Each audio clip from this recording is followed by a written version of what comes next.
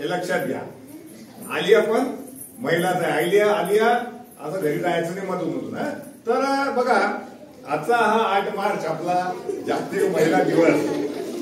या दिवसाच्या निमित्तानं मी आजच्या या कार्यक्रमाच्या प्रसंगी आपल्या शाळेचे सन्माननीय श्री देशमुख सर यांना विनंती करतो की त्यांनी राजमाता राष्ट्रमाता जिजाऊ माँसाहेब आणि लोकमाता पुण्यश्लोक अहिल्यादेवी होळकर यांच्या प्रतिमेला या ठिकाणी पूजन करावं.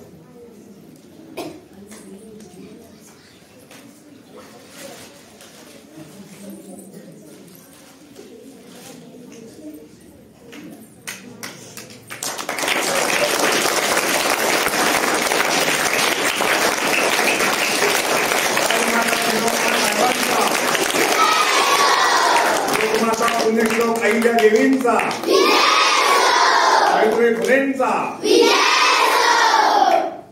तर आजच्या या कार्यक्रमाच्या प्रास्ताविकासाठी मी या ठिकाणी आमंत्रित करतो आपल्या शाळेचे ज्येष्ठ शिक्षक श्री प्रदीप देशमुख सर यांना.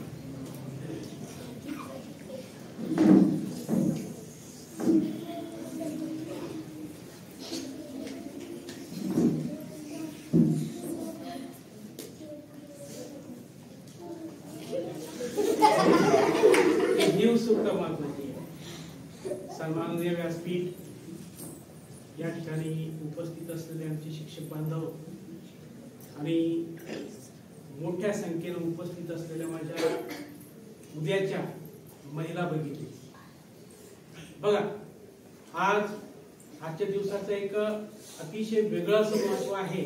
आज जागतिक महिला दिन. कोणता दिवस आहे आज? जागतिक महिला दिवस. आताच तुम्ही ऐकलं की आपल्या देशामध्ये कशा कशा महिला होऊन गेल्या आहेत. पण महिलांचं महत्व हे काही केवळ आपल्या देशासाठीच आहे म्हणून नाही, तर जगामध्ये महिलांचा वाटा हा सिंहाचा आहे. आणि सिंहाचा का असायचा नाही? आज एक समाज व्यवस्था कधी आपण बघितली, समाज व्यवस्थेचे घटक कधी बघितले, तर बाई शिवाय किंवा महिला शिवाय हा समाज कंप्लीट होऊ शकतो का? नाही. पण ही महिला कोण असते?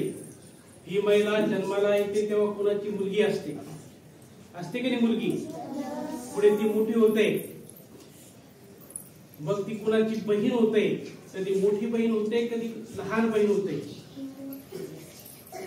मोठी बहीण होते तेव्हा ही तितकीच गोड असते, आणि जेव्हा ती लहान बहीण होते तेव्हा ही ती तितकीच गोड असते. पुढे ही महिला कुणाची पत्नी होते की नाही? पत्नी. आणि पत्नी होऊन त्या समाजाच्या म्हणजे त्या माणसाच्या जीवनाचा सगळा गाडा ती सांभाळते, त्याच्या सुखदुःखामध्ये सहभागी होते. आणि हीच महिला पुढे आई होते. जेव्हा तिला बाळ होतं तेव्हा ती आई होते. पुढे सासू होते, अजून सासू होते. म्हणजे अनेक नात्यामध्ये, आणि ते व्यवस्थितपणे कधी कोणी बसत असेल तर ती असते महिला. आणि ही महिलेच्या कष्टातूनच आज हा समाज उभा झालेला आहे. आणि त्या कष्टाला कुठं कुठं एक वाचा फुटावी, नाव दिलं जावं, म्हणूनच आजचा हा एक दिवस, ज्याला एक जागतिक महिला दिन म्हटलं गेलं, हा दिवस जगाने महिलांच्या नावे केला. कुणाच्या नावे केला? महिलांच्या. आज आपण पाहतोय एक काळ असा होता की या समाजामध्ये, मग तो समाज कुठलाही असेल, तळागाळातला असेल किंवा थोडस त्या काळातला विकसित असेल, पण महिलांना एक तुच्छतेचं स्थान होतं. महिलांनी शाळा शिकावी हे निषिद्ध समजले जायचं. महिलांनी काही चांगले कामं केलेले निषिद्ध समजले जायचे. महिलांनी फक्त आपली चूल सांभाळायची आणि मुलांना जन्म द्यायचा, एवढीच काय ती महिलांची भूमिका होती. काय भूमिका होती? की महिलांनी चूल सांभाळावी म्हणजे कुटुंबातल्या सगळ्या माणसांना जेवू घालावं.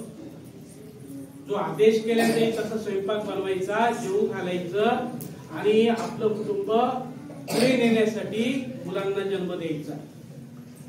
अगदी अलीकडे सुद्धा मुलींच्या बाबतीत समाजामध्ये खूप अशी बंधनं होते.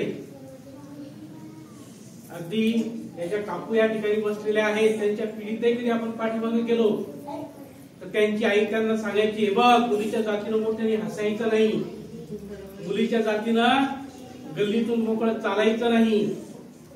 पण आज काळ बदलतोय की का? आज मुला मुलींना समान संधी दिल्या जात आहे. मग त्या शिक्षणाच्या असतील, त्या छंद जोपासण्याच्या असतील किंवा त्या जीवन जगण्याच्या सगळ्या फील्डमधल्या असतील, आज समान संधी आहे. अगदी एक काळ असा होता की गाडी चालवताना एखादी बाई दिसली का की सगळे लोक तिच्याकडे पाहायचे, वा बाई गाडी चालवते. अगदी काही दिवसाआधी आपलं हातेडी नावाचं गाव आहे, तिथली एक बाई ऑटो चालवायची. तर अख्ख्या बुलढाणा जिल्ह्यामध्ये नव्हे तर जालना जिल्ह्यात सुद्धा एक कुतूहलतेचा विषय बनला होता की बाई गाडी चालवते, बाई ऑटो चालवते. पण आज बघा, आज महिला ऑटोही चालवतात आणि विमानही उडवतात की नाही? विमानच उडत नाही तर अवकाशामध्ये सुद्धा जातात. म्हणजे सगळ्याच ठिकाणी आज महिला पुढे जात आहे, महिलांचा विकास होत आहे. आणि हा असाच विकास यापुढेही चालू ठेवावा आणि चालू असेलच तो.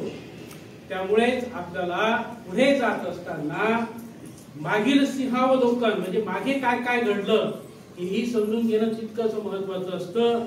म्हणून आपल्या देशामध्ये, आपल्या समाजामध्ये कोणत्या महिला अशा आहेत की ज्यांनी या समाजासाठी खूप काही चांगलं काम केलं, खूप काही म्हणजे स्वतः दुःख सोसलं पण समाजासाठी काही केलं. अशा महिलांचा आज आपल्या मुलींकडून उहापोह व्हायचा आहे. त्यांच्या जीवनाबद्दल, त्यांच्या कामाबद्दल त्या तुम्हाला त्यांच्या भाषणातून सांगतील. तेव्हा आजच्या या दिवसाचं महत्व मी तुम्हाला सांगितलं. आणि इथून पुढे आपल्या मुली या वेगवेगळ्या समाजसेविका आपल्या समाजामध्ये होऊन गेल्या.